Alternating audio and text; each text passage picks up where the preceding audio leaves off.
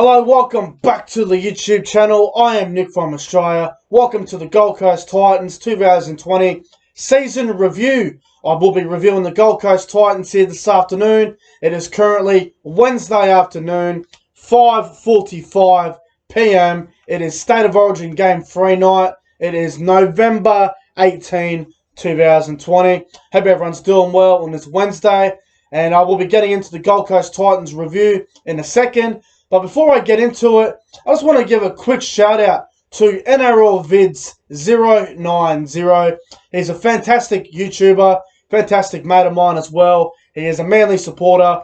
His YouTube channel is going very well at the moment. So if you haven't subscribed to NRL Vids 090, I suggest you go and check out his channel and hit that subscribe button and hit the notifications on. Without further ado, let's get into the Gold Coast Titans 2020 season review. Now, the Titans finished 9th in 2020. A little bit of a better season than expected for the Gold Coast. A lot of people had the Gold Coast finishing on the wooden spoon and going down the bottom.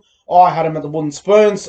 So they did improve a little bit. Now, I'm a little bit critical of the Gold Coast because they came into competition in 2007 and they have only played finals 3 times in their history. The furthest I've ever gone in the finals was 2010 in the preliminary final. That's the furthest I've ever gone in a final series. It's that's pretty disappointing in my opinion. So, you know, they need to get their act together and they need to try and figure out how to play finals football because, to be fair, the Gold Coast Titans history is actually a bit of a failure, to be fair. So, you know, without further ado, let's get into the 2020 season review of the Titans. So, in round 1, they took on the Raiders. They got beaten that one, 24 points to 6. Not a great way to start the year, but to be fair, going up against the 2019 grand finalist in Canberra, always going to be tough to beat them down there. So, you know, not a good start for them. And then they took on the Parramatta Eels up at Cbus Super Stadium, I think it was. And the Eels beat the Titans there, 46-6. So, a really disappointing start for the Gold Coast. And then they had the 6-week lockdown, the COVID lockdown, where there was no footy. And then when they returned, they took on my team, the Cowboys, up at Townsville. And the Titans got flogged 36 points to 6, which is a bit disappointing for them. Then they took on the West Tigers, where they absolutely stole it. It was one of their best wins in a long time. It was their first win in a long time too, by the way, because they did not win a lot of games in 2019.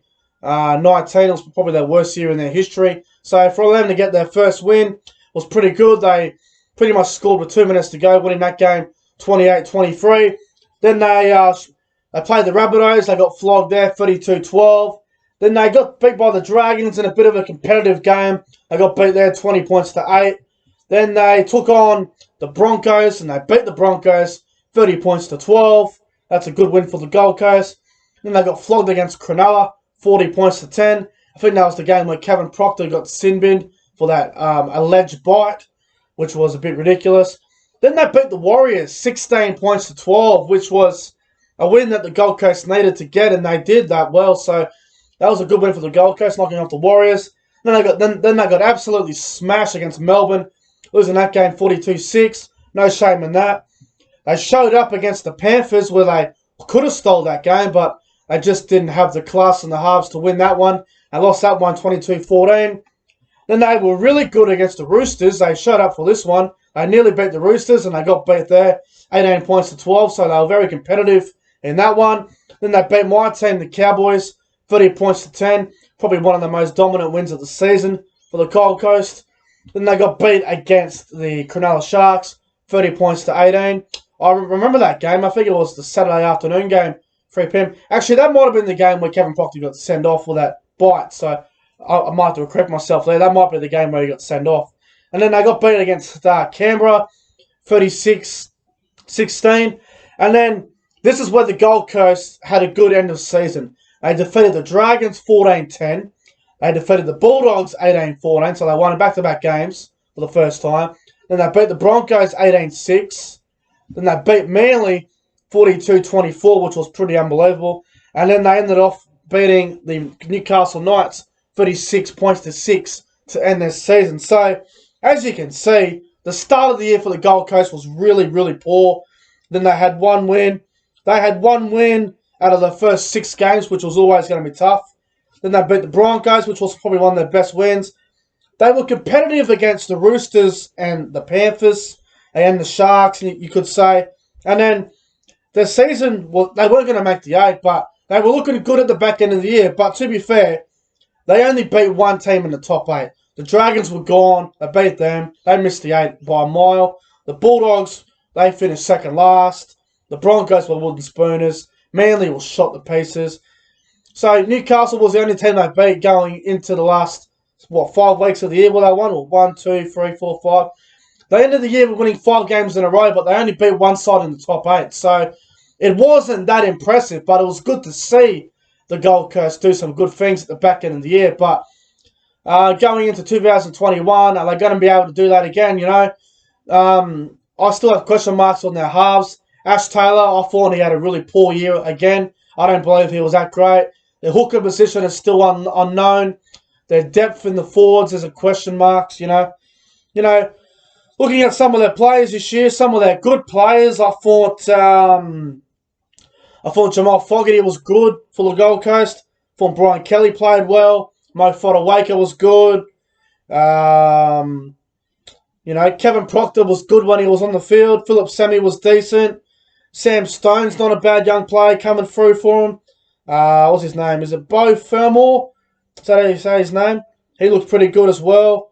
Tanner Boyd's got a bit of potential about him. Joy Arrow was strong.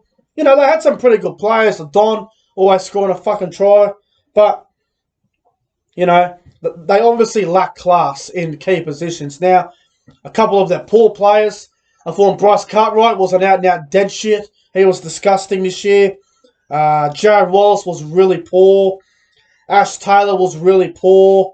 Tyrone Roberts he barely played, Tyrone Roberts. Mitch Rain and Nathan Peets are terrible players. They're not great players at all. Tyrone Peachy, very overrated, very shit. Keegan Hipgrave is an idiot. Shannon Boyd, overweight, shouldn't even be playing first grade. Honestly, the Gold Coast have got a couple of really good young players coming through. Now, do the Gold Coast have potential to be good in the coming years? Absolutely. But, the back end of the season was their best part. Their best part of the year was their last 5 weeks. In a 20-week season where it was shortened up because of COVID, winning 5 games at the back end of the year doesn't really impress me that much. You need to be doing it week in, week out. You need to be doing it consistently, not just here and there. So, that's a little bit disappointing for mine. Now, the other thing with the Gold Coast which worries me is they missed the finals again. Is the future bright? I say the future is bright, but the finals situation, I don't know if they're going to make it next year. They have got a couple of great players coming. David Fifita's a good signing. If he can stay injury-free, he will be a good buy for them.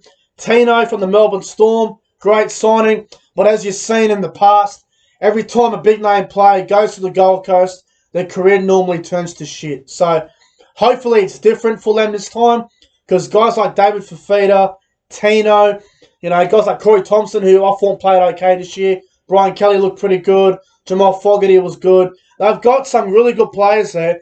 They've just got to be able to stay away from the fucking nightclubs and be a consistent rugby league team. Because every time you go up to the Gold Coast, any club will tell you this, any player that loves to party, they will tell you that, oh yeah, we'll go up to the Gold Coast, we'll beat the Titans, and then we'll go to the nightclub afterwards and have a great night.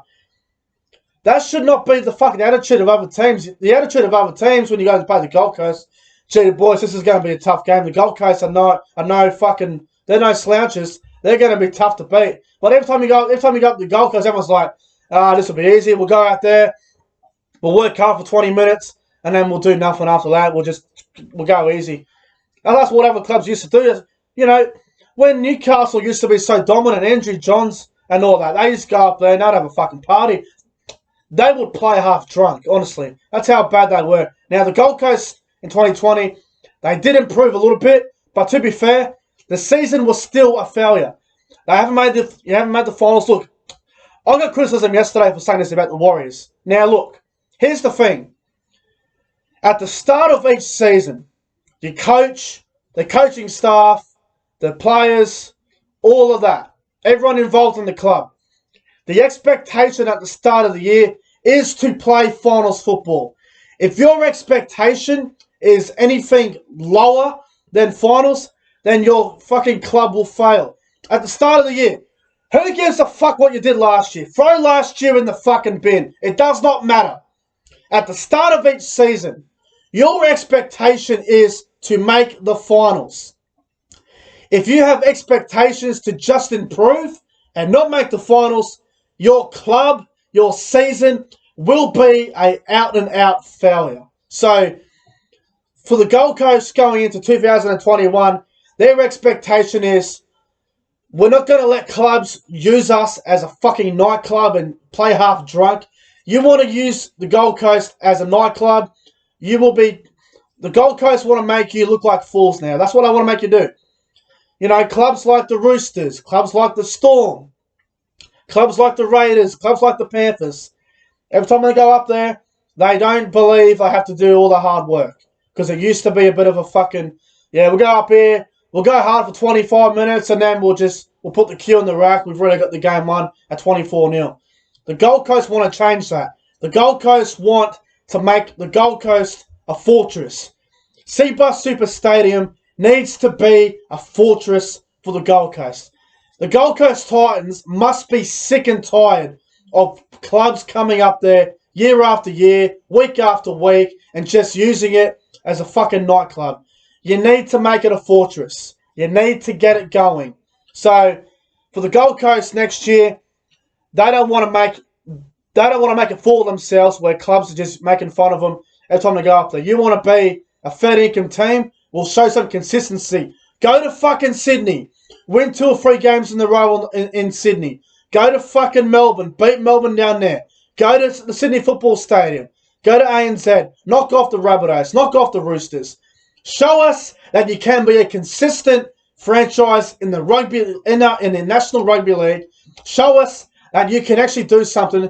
Because every time I every time I do my preview and predictions, the start of the year, I look at the fucking Gold Coast Titans. I try not to laugh. Next year might be a bit different. I hope it's different for them. Now look, me personally, everyone knows this already. I'm not a big fan of the Titans. I don't really like them that much, to be honest. But for a club that's only played finals 3 times since 2007, I want to see them have a good year. So I wish the Gold Coast all the best next year. Hopefully I can do something. Now going on to the review for this year, if I had to give that season a rating out of 10, I would give it a 4 out of 10. Definitely not a pass mark. I think Justin Holbrook is taking them in the right direction. Hopefully he does. So, we'll see how they go. But I'll give them a 4 out of 10 for this year. Their best player, for mine, I would say Brian Kelly was their most consistent player, along with Jamal Fogarty. Their worst player, I would say there's 3 of them that I can't really split. There's Ash Taylor. There is, what's that fucking idiot's name? Tyrone Peachy. And that fucking dead shit of a wannabe, Bryce Cartwright, and that big cheeseburger lookalike, Shannon Boyd. They were their worst players. Everyone wants to praise up Ash Taylor. He didn't do fuck all. Jamal Fogarty literally carried them all year. Now, going into next year, the Gold Coast, for mine, they will improve again, but I don't know if they'll make the 8. They need to figure out who their hooker is. They need to figure out what their best backline looks like, what their best forward pack is. I think their forward pack will be pretty easy to predict. Their bench needs to be looked at. I don't know what their bench is going to look like. And their depth needs to be looked at as well. But overall, I'll give them a 4 out of 10 for this year. And let's see if they can improve going into 2021. But anyway, guys, it's going to wrap up the Gold Coast Titans 2020 season review. If you enjoyed the video, make sure you guys go ahead and like, comment, and subscribe to the channel. Hope everyone enjoys State of Origin tonight. It's going to be outstanding. Go the Blues. Thank you guys for watching this video. And I will see you guys in the next one. I'll see you guys tonight in the Origin review. Until then, stay safe, and I'll see you guys later on.